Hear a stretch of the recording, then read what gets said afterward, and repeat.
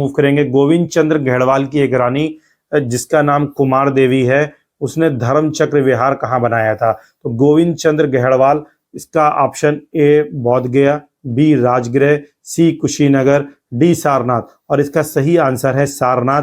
सारनाथ में गोविंद चंद्र घेड़वाल की रानी कुमार देवी ने धर्म चक्र विहार का निर्माण कराया था। नेक्स्ट, हम्मीर महाकाव्य में चौहानों को बताया गया।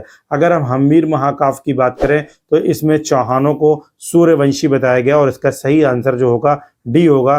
चौहान चंद्रवंशी नहीं थे, ब्राह्मण नहीं थे, यदुवंशी भी नहीं थे, और चौहानों की उत्पत्ति किससे हुई थी? अग्निकुंड से हुई थी।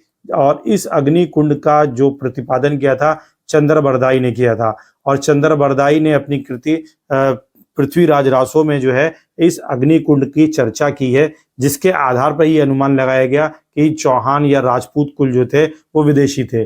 फिर नेक्स्ट प्रश्नों पर चलते हैं। आला उदल संबंधित है। देखिए, आला उदल लोक कथा में अगर हम भारत की देखें तो बहुत ही प्रसिद्ध कथानक है, विशेष करके बुंदेलखंड के क्षेत्र में। और इस बुंदेलखंड के क्षेत्र का संबंध महोबा से है, इसलिए इसका आंसर जो होगा C option Mahoba. Next, Prithviraj Raso के लेखक है। अब पृथ्वीराज रासो के लेखक, अभी हमने आपको बताया कि पृथ्वीराज रासो के लेखक चंद्रबरदाई है, इसका डी ऑप्शन सही होगा। और इस पृथ्वीराज रासो जो था वो पृथ्वीराज चौहान का जो है दरबारी कवि था। दरबारी ये कवि था और इसी ने चौहानों को अग्निकुंड से उत्पन्न बताया है। इसके अलावा 3 कुल और हैं, आप कमेंट करके हमको बता सकते हैं, क्योंकि इस पर एक हमने डिटेल वीडियो अपलोड किया था। पृथ्वीराज विजय का लेखक कौन है? अब पृथ्वीराज विजय के लेखक, ये एक इंपॉर्टेंट प्रश्न है, बार बार ये प्रश्न पूछा जाता है, कंफ्यूज भी कर देता है पृथ्वीराज रासो और पृथ्वीराज विजय। तो ध्यान रखना है, पृथ्वीराज रासो की अगर हम बात करेंगे तो उसका आंसर क्या होगा? चंद्रबरदाई। लेकिन इस प्रश्न में पृथ्वीराज रासो नहीं है बल्कि पृथ्वीराज विजय है, और इसका सही आंसर है सी ऑप्शन जयानक। पृथ्वीराज चौहान की कोई कृति नहीं मिलती है, नयन जंसूरी भी ये रिलेवेंट नहीं है। नेक्स्ट, निम्नलिखित युग्मों में से एक सुमेलित नहीं है।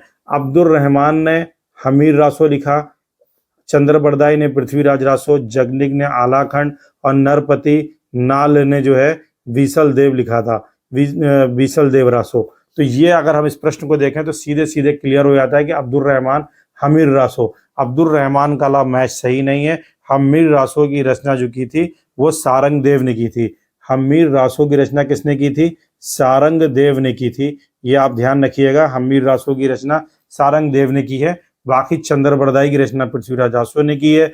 जगनिक ने जो है आलाखंड लिखा है और ये जो है पृथ्वीराज विजय का ही हिस्सा है। और नरपति नाल ने बीसल देव रासो लिखा था। नेक्स्ट प्रश्न, निम्नलिखित राजपूत वंशों में से किसने 8वीं शताब्दी में राजपूत वंशों में किसने 8वीं शताब्दी में दिल्लीका या दिल्ली शहर की स्थापना की थी? अब इसके 4 ऑप्शन है, परमार वंश, सोलंकी वंश, तोमर वंश, चौहान वंश। आप कमेंट के माध्यम से हमको बताएं कि इसका क्या उत्तर होगा। वैसे इसका सही उत्तर जो है सी ऑप्शन है, तोमर वंश। तोमर वंश 8वीं शताब्दी में तोमर वंश के जो राजा थे उनका नाम था अनंगपाल। क्या था? अनंगपाल। अनंगपाल ने ही जो है दिल्लिका या दिल्ली की स्थापना की थी। और पृथ्वीराज की रासो जो रचना है और चंद्रबरदाई की जो रचना है उसमें तोमर राजा अंगनपाल को दिल्ली का संस्थापक बताया गया है। तो ये चीज भी आप एक फैक्ट के तौर पर ध्यान रखें। नेक्स्ट प्रश्न की तरफ चलते हैं। जेजाक भुक्ति। अब जेजाक भुक्ति प्राचीन नाम था बघेलखंड का, तो बघेलखंड तो नहीं है, बुंदेलखंड, मालवा, विदर्भ। अब इन 3 ऑप्शनों में देखें तो सही आंसर इसका जो है वो बी ऑप्शन है, बुंदेलखंड। बुंदेलखंड इसका राइट आंसर है। और बुंदेलखंड में चंदेल वंश का शासक था, जैसा कि आपको हमने अपने वीडियोस में अपलोड भी किया है। और इसकी जो स्थापना की थी चंदेल वंश की, वो नन्नुक ने की थी। किसने की थी? नन्नुक ने। और नन्नुक का पौत्र था जिसका नाम था जेजा, जय सिंह या जैजा, जय सिंह या जैजा नाम था। और इसी जेजा के नाम पर इस क्षेत्र बुंदेलखंड का नाम क्या पड़ा? जेजाक भुक्ति। अब भुक्ति किसको कहते हैं? प्रांत को कहते हैं। उसका वर्णन जो है गुप्त काल में ही मिलता है। ये धंग किस वंश का शासक था? अब ये प्रश्न बहुत इंपॉर्टेंट है। धंग किस वंश का शासक था? जेजाक भुक्ति के चंदेल, मालवा के परमार और महिष्मती के कलचुरी और त्रिपुरी के कलचुरी। तो इसका सही उत्तर होगा जेजाक भुक्ति के चंदेल। धंग जो था चंदेल वंशीय शासक था। और ये चंदेल वंशीय शासक कहाँ का था? जेजाक भुक्ती का था। अगर हम बात करें धंग के विषय में, तो धंग एक बहुत ही शक्तिशाली शासक है, चंदेल वंश का सबसे प्रसिद्ध शासक है। खजुराहो में इसने मंदिरों को बनवाया है, और इसके बनवाए मंदिरों में जो प्रसिद्ध मंदिर हैं उसमें एक विश्वनाथ मंदिर है, विश्वनाथ मंदिर। और ये विश्वनाथ मंदिर बहुत ही महत्वपूर्ण मंदिर है। इसी तरीके इसने पार्श्वनाथ का ही मंदिर बनवाया है खजुराहो में। और कंदारिया महादेव मंदिर का निर्माण भी इसी ने कराया था। कंदारिया महादेव मंदिर का निर्माण किसने कराया था? धंग ने कराया था। और इसका निर्माण जो हुआ था 999 ईस्वी में हुआ था। और धंग ने, एक बहुत इंपॉर्टेंट पॉइंट है, ये प्रश्न बन सकता है, धंग ने प्रयाग में आकर के संगम में शिव की आराधना करते हुए अपने शरीर को त्याग दिया था। तो निम्नलिखित में से किस शासक ने प्रयाग के संगम में शिव की आराधना करते हुए अपने शरीर को त्यागा था? तो वो शासक था कौन? धंग। और धंग किस वंश का था? चंदेल वंश का। नेक्स्ट प्रश्न, लिमिटेड शासकों के नाम सही कालक्रमानुसार निम्नलिखित शासकों के नाम सही कालक्रमानुसार संयोजित कर अपना उत्तर नीचे दिए गए कूट से चयन कीजिए।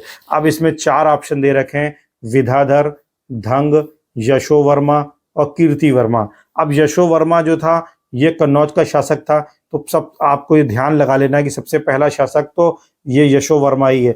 जहाँ पे 3 ऑप्शन दे रखे हैं वहां से आप एलिमिनेट कर सकते हैं। तो कम से कम आप मोटे तौर पर बी ऑप्शन और डी ऑप्शन को आउट कर सकते हैं। ए और सी में देखना है दूसरा शासक कौन हुआ है? धंग हुआ है। फिर तीसरा शासक जो है विधाधर है कि कीर्तिवर्मा है? तो आपको ध्यान रखना है कि तीसरा शासक विधाधर होगा जो कि चंदेल वर्षीय शासक है, और फिर कीर्तिवर्मा है क्योंकि कीर्तिवर्मा काल जो है वो लगभग 1060 ईस्वी से प्रारंभ माना जाता है, लगभग 1100 तक इसका टाइम पीरियड रहा है। तो अब इसका सही आंसर क्या हो जाएगा? ए ऑप्शन सही हो जाएगा। यानी पहले क्रम में कौन आएगा? यशोवर्मा जो कि कन्नौज का शासक है, उसके बाद धंग आ जाएगा नंबर 2 पर, फिर विद्याधर चंदेल वंशी शासक ये भी है, और चौथा शासक जो होगा कीर्तिवर्मा होगा। नेक्स्ट, पुंड्रवर्धन भुक्ति अवस्थित थी। तो पुंड्रवर्धन, इसमें थोड़ा सा टाइपिंग की कुछ मिस्टेक्स हैं। पुंड्रवर्धन भुक्ति स्थित थी उत्तरी बंगाल में, बिहार में, उड़ीसा में और असम में। तो पुंड्रवर्धन जो है ये उत्तरी बंगाल में स्थित थी। इसका ए आंसर सही। ये प्रश्न कई बार पूछा गया है, यूपी पीसीएस के प्रीलिम्स में भी ये प्रश्न आया है, और साथ ही साथ ये प्रश्न एमपी पीसीएस में भी पूछा गया है। पुंड्रवर्धन जो है अभुक्ति, जैसा कि हमने बताया, प्रांत को कहते हैं। फिर नेक्स्ट स्लाइड की तरफ चलते हैं। पाल वंश का संस्थापक कौन था? तो पाल वंश का संस्थापक की बात की जाए तो धर्मपाल नहीं था, देवपाल नहीं था, रामपाल अंतिम शासक था, गोपाल आप मान सकते हैं। इसका सी आंसर बिल्कुल सही है। और इसकी स्थापना जनता ने करी थी, यानी इसको जनता ने शासक बनाया था मत्स्य न्याय से बचने के लिए, क्योंकि जिस प्रकार की अराजकता फैली हुई थी तब जाकर के गोपाल को जनता ने शासक चुना था। और नालंदा में इसने एक विहार का निर्माण भी कराया था। गोपाल ने जो है नालंदा में एक विहार का निर्माण भी कराया था। ये भी एक इंपॉर्टेंट पॉइंट है, इसको आप ध्यान रख सकते हैं। और बौद्ध धर्म का तो ये अनुयायी था ही।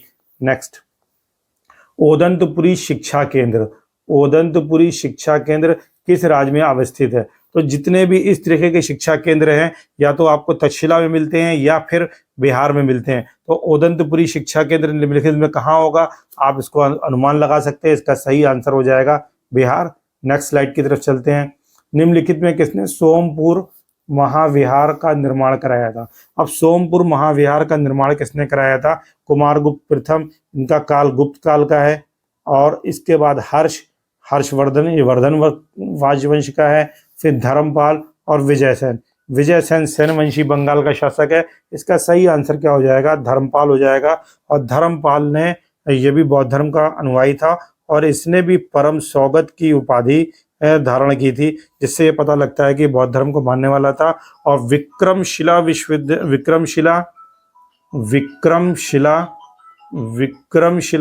और साथ ही साथ सोमपुरी ये दोनों जो हैं प्रसिद्ध विहारों की स्थापना किसने की थी? धर्मपाल ने की थी। विक्रमशिला महाविश्वविद्यालय और सोमपुरी के विहारों की स्थापना जो किसने की थी? धर्मपाल ने की थी। और धर्मपाल की राजसभा में एक बौद्ध लेखक भी थे, और उन बौद्ध लेखक का नाम क्या था? उनका नाम था हरिभद्र। तो ये इंपॉर्टेंट पॉइंट है, इन सबको आप ध्यान में रखिएगा।